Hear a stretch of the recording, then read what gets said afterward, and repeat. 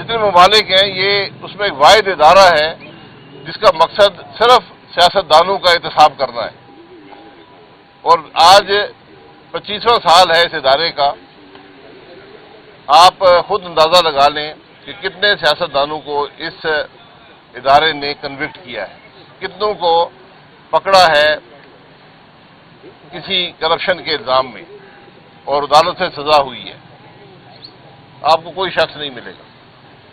تو نیب نے یہ ثابت کر دیا ہے کہ اس ملک کے تمام سیاستدان جو ہیں وہ بڑے نیک اور پارسال لوگ ہیں، کوئی کرپشن نہیں ہے سیاست کے اندر۔ لیکن ہزاروں لوگ آج بھی جیلوں میں پڑے ہیں، ان کی زندگیاں مفلوج ہیں، اور یہ کیس جو ہے کیس پہ کیس بنتا ہے، سالہ سال چلتا ہے، اور پھر پتہ چلتا ہے کہ اس کی کوئی حقیقت نہیں تھی۔ تو یہ جو وقت کا ضیاع ہے، جو لوگوں کی زندگی تباہ کر رہا ہے ادارہ، اس کا کون جواب دے؟ ہمارا سپریم کورٹ ہر معاملے کو سو موٹو نوٹس لیتا ہے۔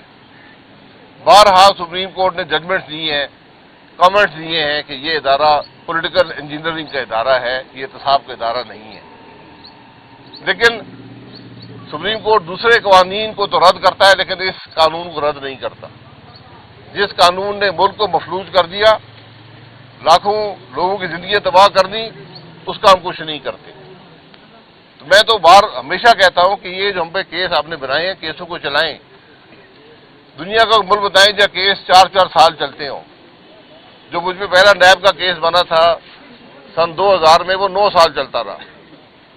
اس کو تو ابھی صرف یہ 4تھا سال جاری ہے، 5 باقی ہیں، 5 ابھی باقی ہے۔ تو یہ کس قسم کا احتساب ہے، کون سی یہ انصاف ہے، یہ آپ خود اندازہ لگا لیں۔ وہ جسٹس صاحب جو کیس بناتے تھے، بڑی دھوئے دار تقریریں کرتے تھے، رپورٹیں جاری کرتے تھے، جسٹس جاوید اقبال صاحب وہ گھر بیٹھے ہیں، وہ اپنے مزے میں ہیں، کیس وہیں پر ہیں۔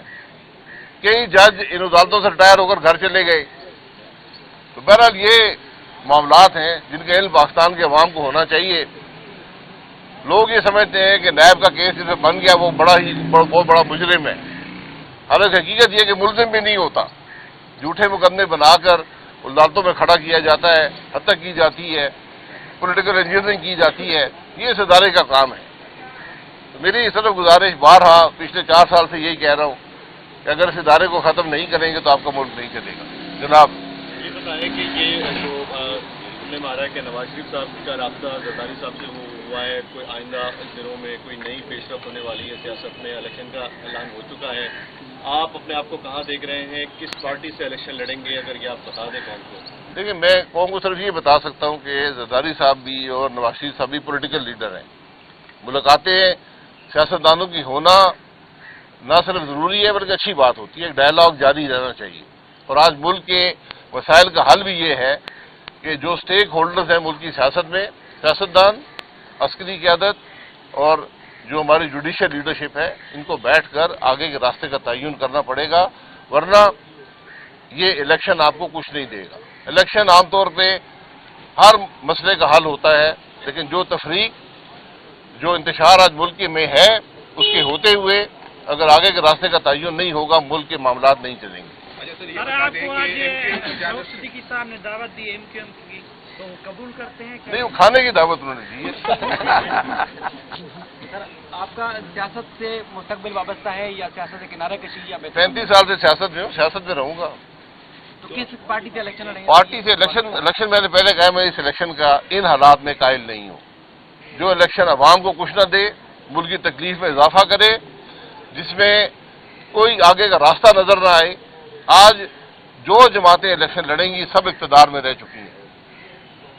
کیا پیغام لے کر عوام کے پاس جائیں گی، ملک کے مسائل کا کون سا حل لے کر جائیں گی، سر آپ اس کو پہلے اس کا تعین کرنا ضروری ہے۔ سر، آپ نواز شریف صاحب سے اور آصف زرداری صاحب سے سب سے مایوس ہیں، تو کس کو چاہتے ہیں، کون آنا چاہتے ہیں؟ میں مایوس نہیں ہوں، میں صرف یہ ذکر کیا ہے کہ آج ہر جماعت پچھلے 2 سال کے اندر لمبا عرصہ نہ لے اقتدار میں رہ چکی ہے۔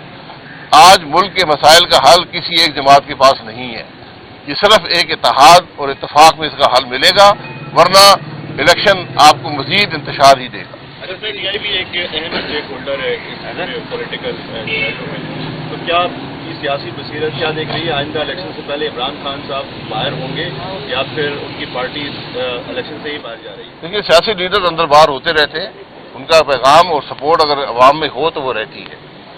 उस हवाले से पीटीआई इक़्तिदार में रही है, एक अपोजिशन की बड़ी जमात थी, उन्होंने अपोजिशन में बैठे नहीं लेकिन एक बड़ी जमात थी, तो यकीनन उनका एक रोल, एक मुकाम है सियासत के अंदर।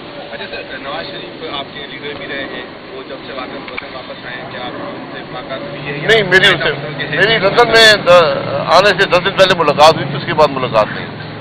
आपको बुलाया नहीं है, खुद नहीं गया सर आप? जी, आपको बुलाया नहीं है, खुद नहीं? मुझे बुलाएंगे तो चला जाऊंगा।